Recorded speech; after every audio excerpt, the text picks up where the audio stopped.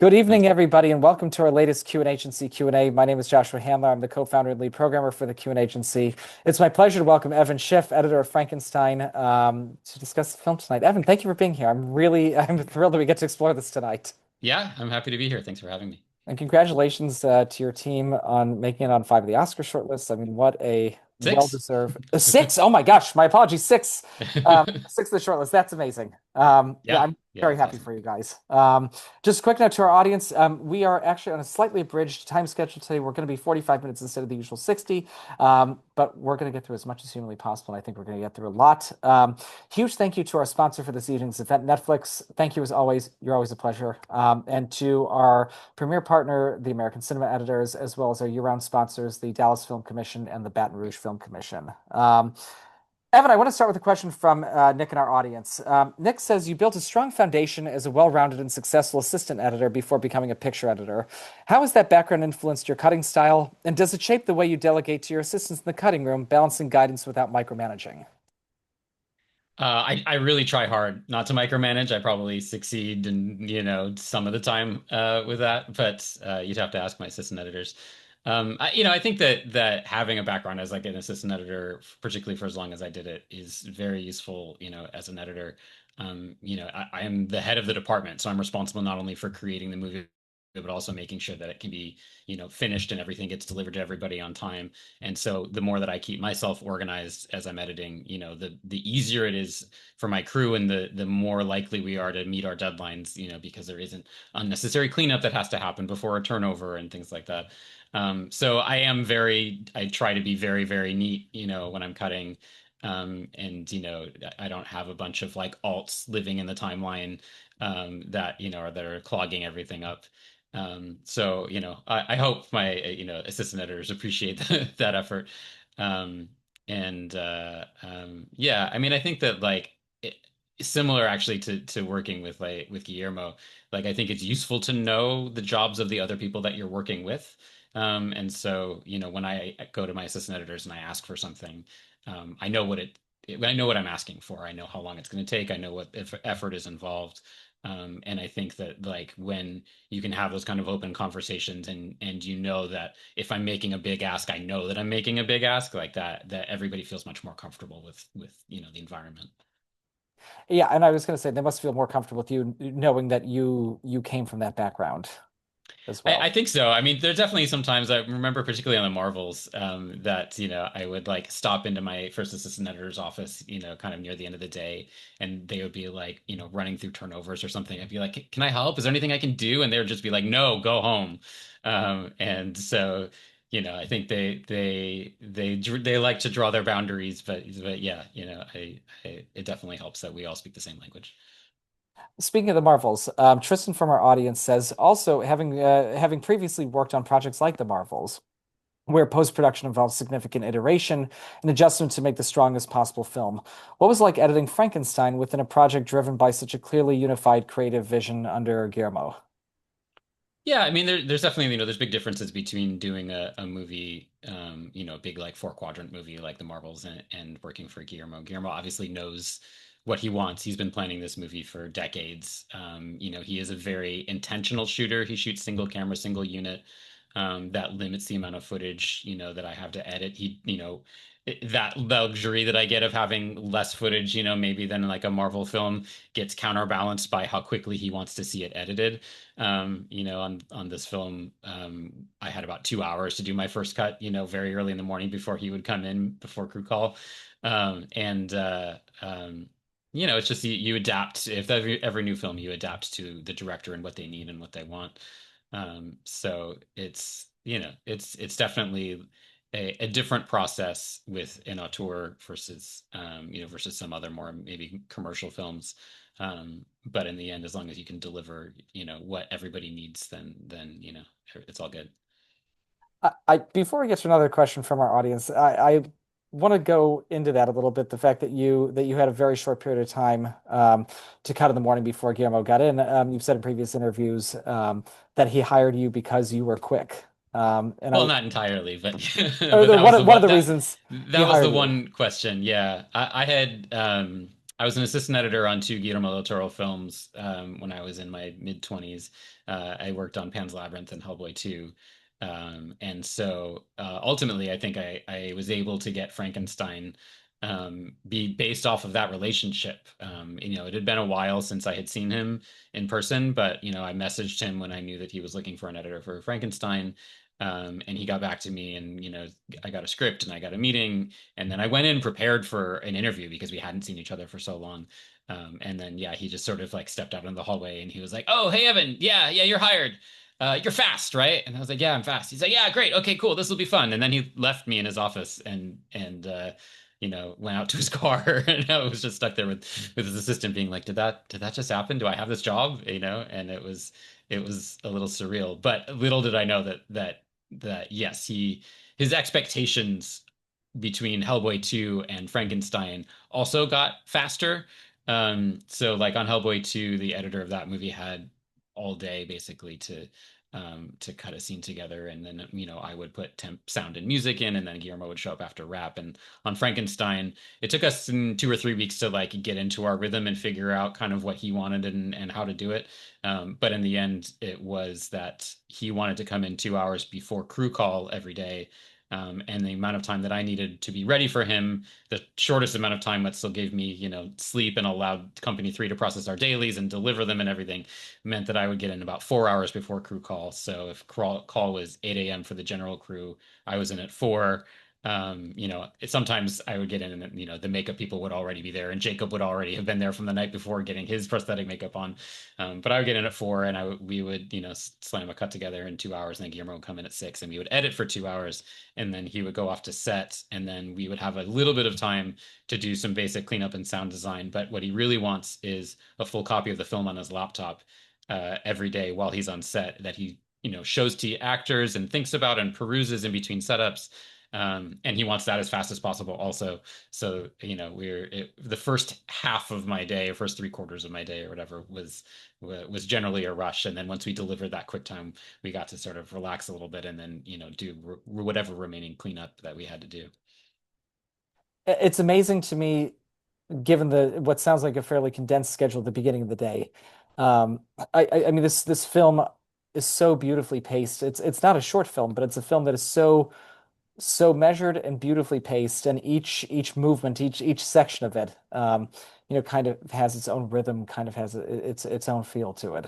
The prologue, and then the two perspectives that we get from Victor, and then the monster. Um, uh, on a similar subject, another Evan from our audience says Frankenstein has a very specific tone and pace.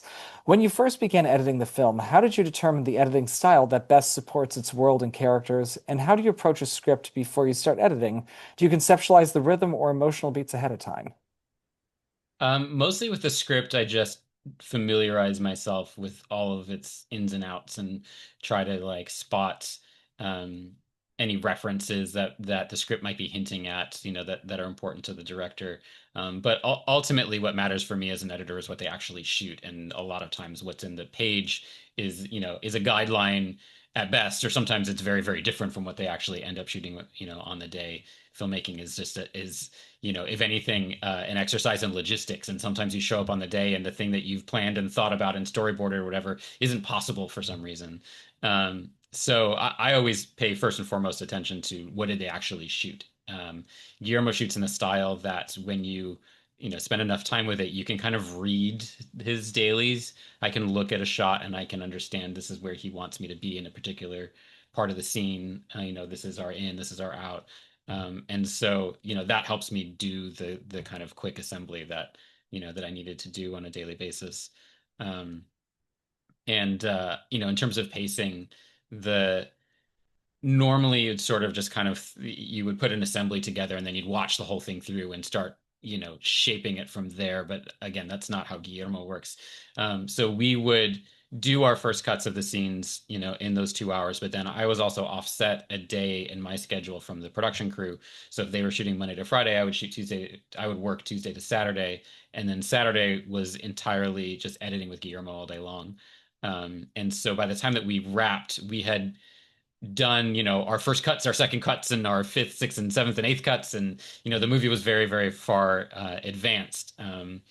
and and a lot of the pacing decisions that we needed to make, they get born out of the footage, they get born out of those editing sessions, out of the actors' performances, obviously. And so like Victor's section was always intended to be more energetic, more manic, and the creature section was always intended to be a fairy tale, a little bit more lyrical, a little slower, to give you that time to experience with the creature as he discovers the world around him.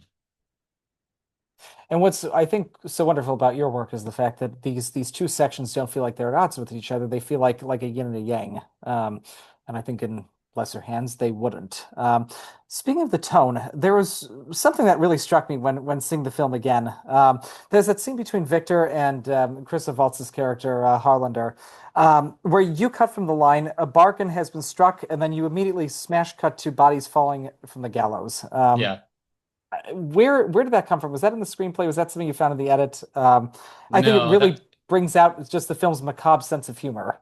Yes, yeah, I like that. I fought for that cut. There was one extra shot of William that Guillermo kept having me put in, and then he would sort of like I would convince him that the cut was better without it, and we would go without it for a little bit, and then then he would miss that shot, and we would put it back in, and so that went back and forth, but ultimately I won that argument. And part of it is that like at the scene is done after they shake hands and the bargain has been struck. Like the scene is over, so one more shot after that is just extra. And I always think that if you can, surprise an audience with a cut, that is one of the things that helps make a film feel like it's continuing to move at a brisk pace. You don't want your audience like anticipating, okay, somebody's going to walk into the room, then they're going to talk, and then they're going to leave the room, and then the next scene they're going to walk into a room and they're going to talk and they're going to leave the room. Like it's very repetitive and very dry and predictable, and it's a great way to turn an audience off. So by doing something that's like, okay, we've struck a deal, and now the deal is now in motion, and as are these guys as they fall through the gallows. Those are all like little tricks that we try to use to just keep the momentum going. And as you say, it's a funny cut, so it keeps. There's not a lot of like outright comedy in the film, but there's little things like that hopefully startle you and maybe make you giggle or something, and those are fun cuts. I love the way that you just lit up talking about that one specific cut. Do you have any other examples of ways that you kind of kept the audience on their toes, so to speak, throughout the film? Any cuts where you look back on this and you're like, oh, I'm glad that I got that in there. Yeah, well, this one was actually a Guillermo cut. Um, at the end of our montage that starts in the bistro scene and ends in the bathroom with Victor and Harlander, there's a cut at the end of that where Victor walks out frame right, and then we basically cut to the next scene, and he's walking frame left to go answer the door for Elizabeth at his apartment. And it's like a change of scene, it's a change of location, it's a change of costume and everything, but the continuity of motion works really well. And so that was the thing that Guillermo actually spotted. He's like, "What if we do this?" And and I think people will buy it if we just if it just sort of feels like one motion, even though you're actually changing scenes and changing everything at that point. And so anytime I see that cut, I also that makes me smile because I didn't come up with it, but it's a great cut. But I love the fact that in showing these two examples of where Guillermo and you both used this art of editing to keep the audience on their toes. I love the fact that you two both use the art of editing to keep the audience on your toes. I think that's a Yeah. wonderful thing. It must be one reason why you work so well together. Yeah, I mean, I think that we both are in agreement that, a lot of editing is lying, cheating, and stealing, and the more tricks you have in your bag to do that, the more fun it is. There's so many things that we do. We put, lines that actors aren't saying in their mouths. There's a difference in tolerance, I would say. For me, I have a little bit lower tolerance if I can tell that it's not the right line, that somebody's speaking. I think Guillermo has a little higher tolerance, but like we both use that trick. And so a lot of it is sort of like, trying to surprise each other also with like, hey, look at this cut that I did that like not only takes out 10 or 15 seconds, but also is a pretty creative cut Okay, well now I have to ask you, Evan, do you have any examples of that you're particularly proud of? of just like lying, cheating, and stealing Yeah, besides, lying, cheating, and stealing. audio. I think Uh, these are the things that make people appreciate your yeah, amazing art even more. so when the wolves first attack, and they get scared off, there's they sort of like there's a shot where they are running out of the paddock and the hunter, like sits down on the grass in front of one of his dead sheep. And then there's a shot after that where you see the wolves in that like triangle gate, and and the alpha wolf comes front and center and then leaves. And they like Guillermo wanted that shot, but he didn't have a plate for it from the location. But we had a different plate that was in reverse, that was a clean plate for VFX. And so as he was like talking about this thing that he wanted, and he was working, and Dan Lauschten, the cinematographer, was in my office also trying to like, they were like talking about, should we go back and get it? Is it worth the time? I was just like, I was sort of at my Avid um pulling that plate and reversing it, and I just put it up on screen and I hit play and they just watched it and they're like, oh yeah, yeah, that'll do. And so, we had to we changed the color temperature because it was like the wrong time of day, and then Dennis put the wolves in, but it saved the company, quite a bit of effort to do something as simple like that. And that was, just I think like a good example of like, knowing what all of your like resources are and then marshaling them for uses that they weren't intended for. Thank you for sharing that. And by the way, through our conversation, if you have any more examples of lying, cheating, or stealing that you can think of, that would be good to work in. I'm Yeah. sure everybody in the audience would love to hear. Oh, go ahead. There's one more good cut that Yeah. like, again, it's just like so seamless. I actually, as I'm watching the movie, I forget that we did it sometimes. Which is when the creature is carrying Elizabeth down the stairs. Um, those stairs form like a 90-degree angle, there's like a landing and then it rotates 90 degrees and goes down. But it was just really like long to watch Jacob, carry Mia down essentially two flights of stairs with the landing. So we have a cut in there that is very, very specifically placed, using the architecture of Gosford House where we shot that, to make it seem like it's just one staircase going down. And that was like that saved us a lot of time. And I think it's seamless. I don't think anybody can tell that we're cutting out, a whole corner. So That's totally amazing. And again, to everybody in the audience, these are the wonderful invisible things that people like Evan do, and I love hearing about these kinds of things. So please share more as we go along. okay. Um, Manas from our audience says, how many important creative decisions were discovered or shaped in the editing room instead of being clearly planned in the script or strictly dictated by Guillermo beforehand? This kind of goes along with what we were just talking about. Yeah, I mean everything he loves editing and he knows the power of editing. So he's in my office constantly. There's not a lot of decisions that get made when he's not in my office. So it's really just like him and I going through the movie just constantly, every day in very, very fine detail. Um, for the most part, the structure of the story is what he wrote and what he shot. There were a couple things that changed, a couple, like scenes that we dropped, or like, for example, there was he shot two different ways to introduce Mia, and they were like, we briefly sort of put both in just to see if they would work, but we already kind of intuitively knew that they were mutually exclusive. And so we had the first one, which was her. You find her at a convent when William's coming to like pick up his, his bride to be from this convent. But then there was always this other introduction that he shot in Harlander's apartment, the one that's actually in the film, where she's standing in front of the memento mori and holding the skull. And that was just like so much more interesting that actually, as we were going through the film late during post production, we had 3 days of editing with Alfonso Cuaron that we were doing over Looper, and so we showed Alfonso these two, and we had been using the convent, but he's like, no, you got to use this one, and I would think we were already kind of leaning that way, but to get that confirmation was good, and so we swapped that out.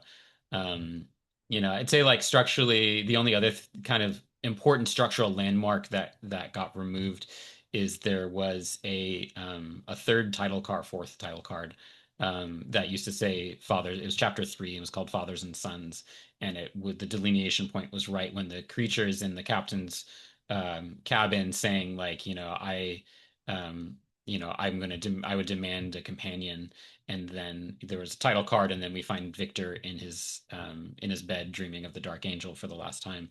And that late in the movie, you don't really want to like stop a movie with a title card and then introduce a question of like how long is this movie, and how long is this third chapter or fourth chapter that we're now getting into. And so we took that out, and then what we ended up with actually was a happy discovery that we had on the A side of this wipe that we did, we had Victor in lying on, in a bed in the captain's quarters, and on the B side of this wipe, we had Victor lying in a bed in basically the same position in his, in his bedroom in Gosford House, and the creature wiping between them, and it was just like a very smooth, like as if we had planned it transition that we discovered in editorial. I love it's amazing like how much of filmmaking is not just happy accidents. I think I don't know that's like kind of a diminutive way of looking at it.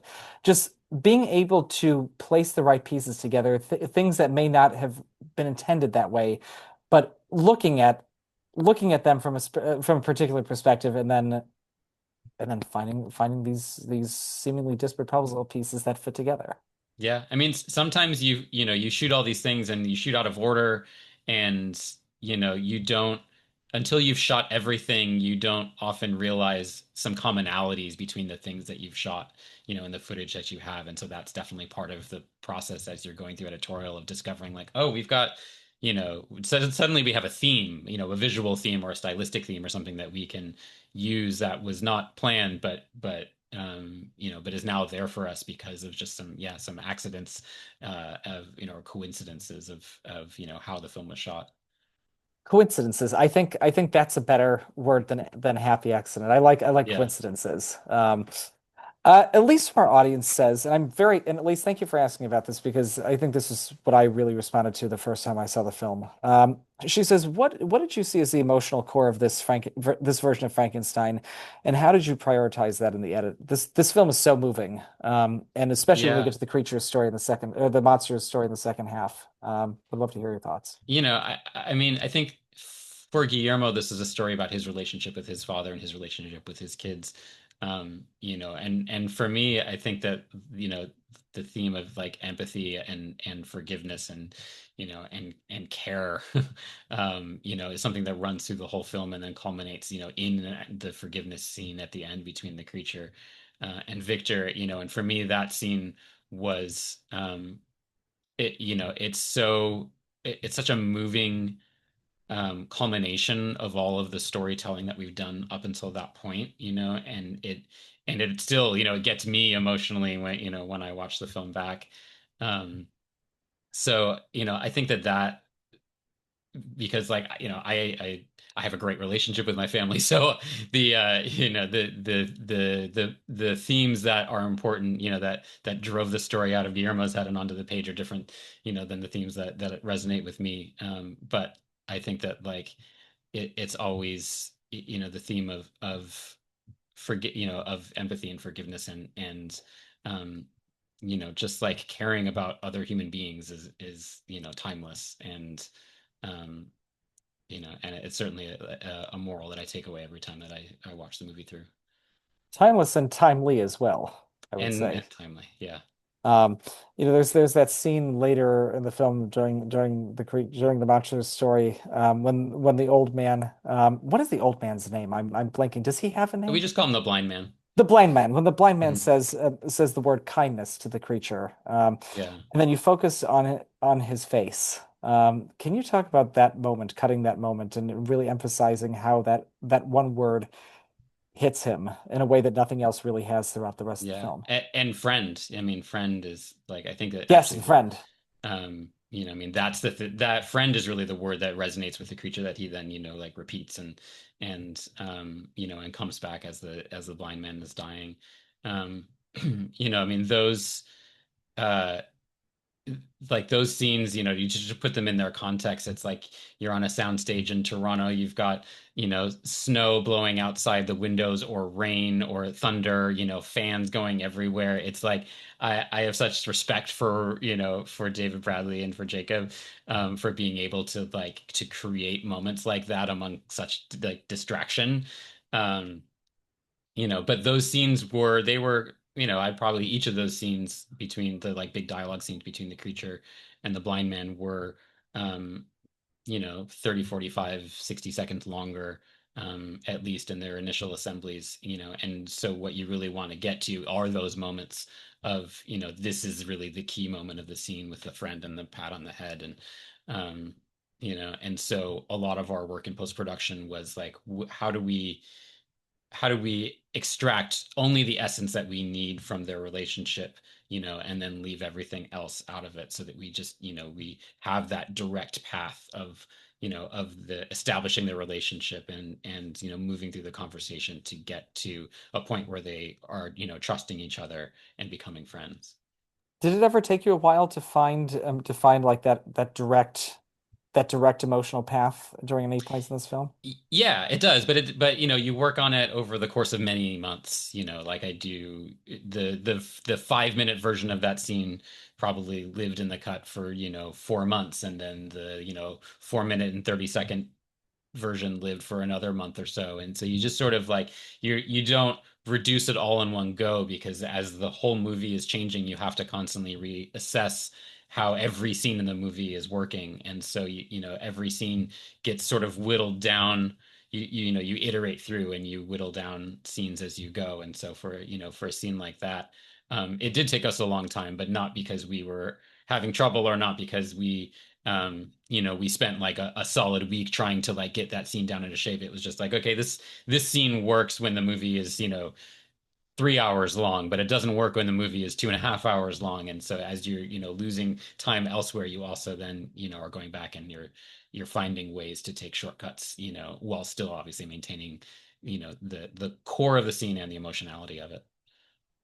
Were there any scenes that went through more iterations than others? And can you take us through those iterations? And also on this subject, Princess and Mauricio in the audience had a similar question. Says, what was the hardest or most complex scene to edit? What was the greatest challenge for you?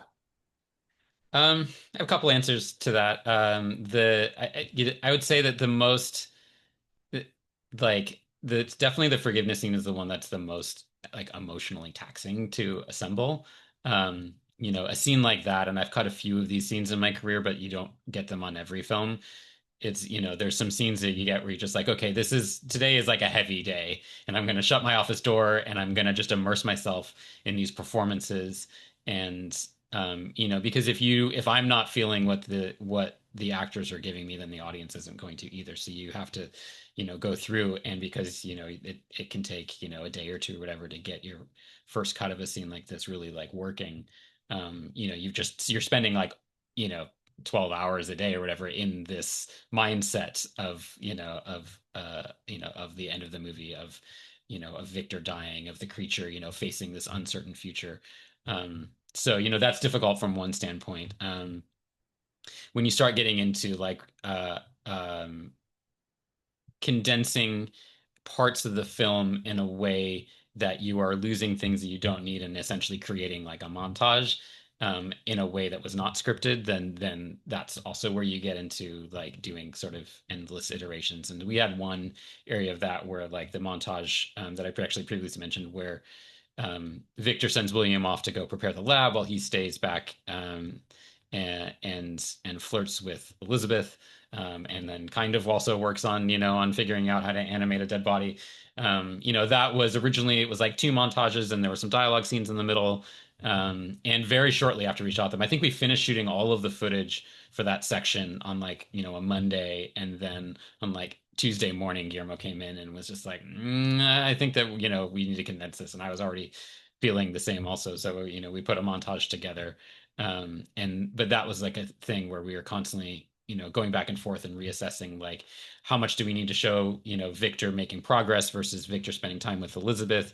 How much do we need to show that like that William is very far away from them geographically? How much do we need to show a passage of time? So at some point that's where we added snow into these shots, to give you the idea that like it's been a while and seasons are changing. So when Harlander gets upset that Victor hasn't made any progress, you understand that like this has been more than just a couple of weeks. Um, and so we kept revising and revising and revising that. And then since I was also doing the music editing and post production, and every time that we would make a change to this montage that had been very carefully cut to specific beats of a waltz that Alexander Desplat had composed for us, then I would like kick Guillermo out of the office for 20 or 30 minutes, and I would go figure out how to like patch the music together. And so that one, I'd say like it's certainly got the most like number of iterations. Although, again, like every version of it works in some capacity. It's not like it never like it wasn't working. But it's just as the movie progresses, as you watch it over and over again, you want it to do different things, so you go back and you start tweaking. I'm so glad that you mentioned the score. When is one of his scores not gorgeous? Yeah. But Xavier from our audience says, how do sound and score mix within the editing process for you? And can you talk about your collaboration with the sound team and Alexandra? Yeah, so I'm very much like sound is a very integral part of what I consider, my job to be, both doing temp sound and thinking about how our supervising sound editors and our mixers, are ultimately going to need to do their version of the sound for the film. So we start very, very early. I mean, we do temp sound every day when we're doing assemblies. But on this film, we had a few like showpiece scenes that we would show to executives or to crew or to actors. Anytime anybody was like coming in to visit, we had scenes that we had shot early that we would show them, like the opening ship attack with the creature, the lecture hall scene with Victor, the forgiveness scene.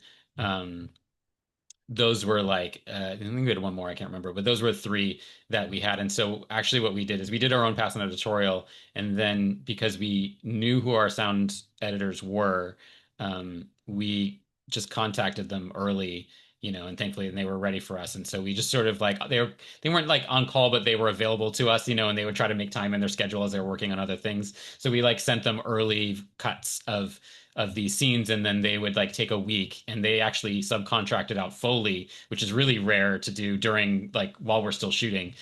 So we would get back like a full sound design, with Foley, and then I would do a quick mix pass, and then that lived in the cut until we did our first like temp mix, many many months later. um, Musically, I cut dry, and Guillermo likes to watch scenes dry. So only after the scenes had kind of been living in the cut for a while did we start slowly adding music. There was a music editor in Toronto who was on call, who after about 3 months we shipped him everything that we had shot, and he did a pass based on of direction that Guillermo had given him. There's a lot of Baroque music that we used for the Victor section, and then more like traditional symphonic score that we used for the creature section.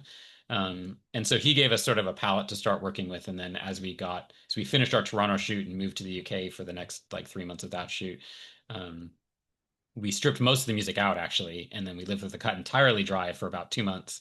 And then we got back to LA. We put some of the music that we had in Toronto back in, and we found other new music, and put that together. But at the end of this, Alexander doesn't listen to any of this. So the temp music is just for us to do like screenings for friends and executives, and to get notes and things like that. But like when Alexander came to editorial for a spotting session, and anytime that we shipped him a turnover, so that he could start working. We shipped it to him completely dry.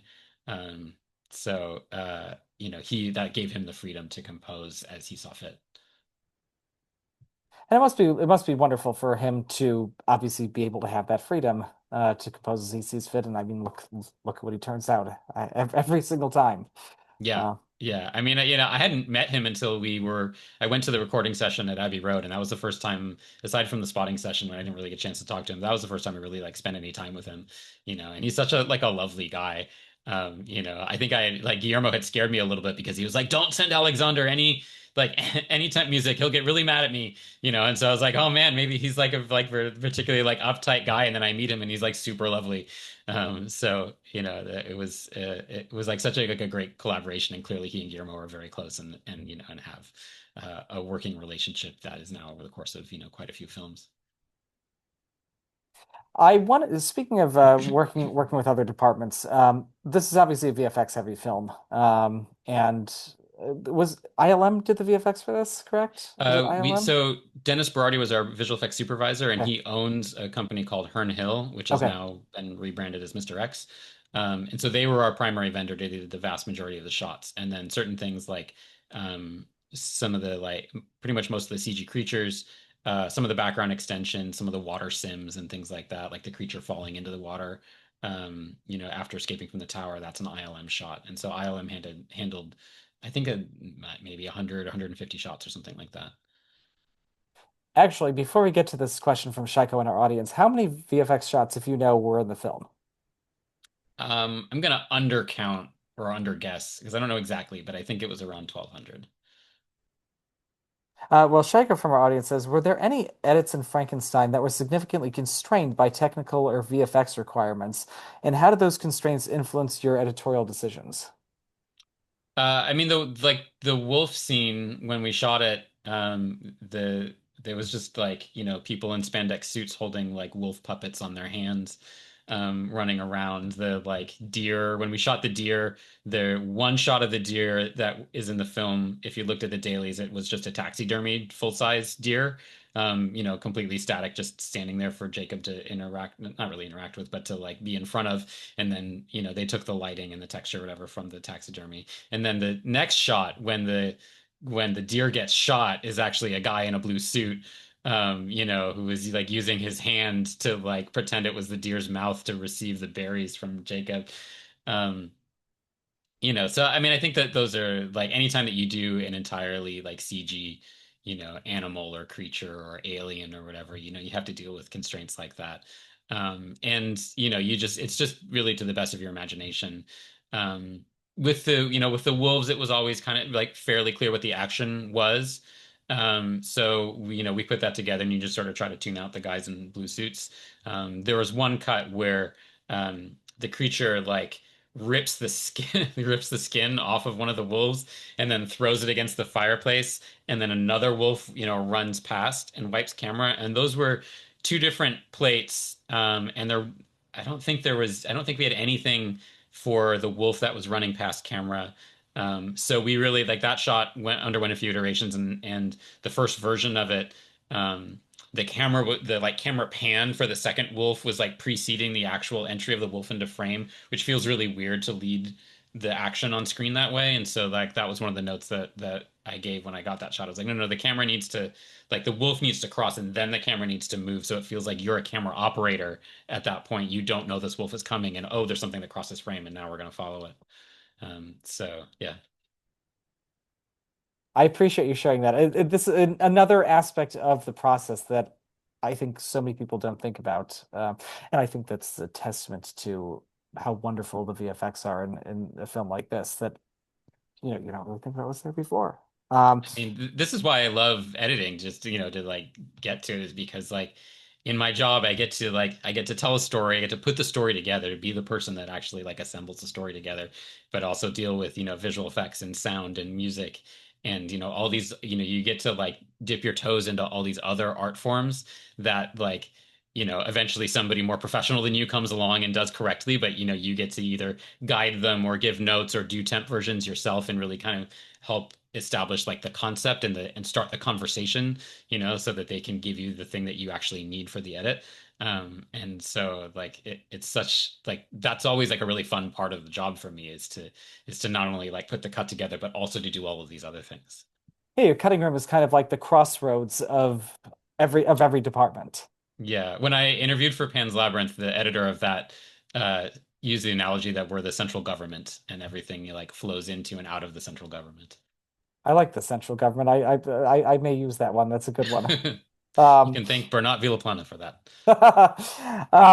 well, speaking of the film's visuals, I mean, obviously this film was quite visually opulent. But you never linger on scenery or anything just to show it off. And I think that's one of your great strengths as an editor. How do you use your craft to both showcase the film's visual opulence while ensuring it always serves the story on a film like this? Yeah, I mean, I think that like the film showcases itself in a way that like if the audience is engaged, they're going to be engaged by the whole frame, and certainly the way that like Guillermo and Dan Lauschten, shoot it and light it, and Tamara builds the sets and Kate does the costumes. I mean, that's like Guillermo has this metaphor of like legs of a table, that all the different department heads are legs of a table supporting the film, and I think that that's totally true, that like I they a lot of effort goes into make things beautiful and detailed that you never even see on camera, but you can feel the fact that those details are there. Um, and and I think first and foremost, if you're not interested in the story, you're not going to really care if it's pretty, or if the like how the sets were designed.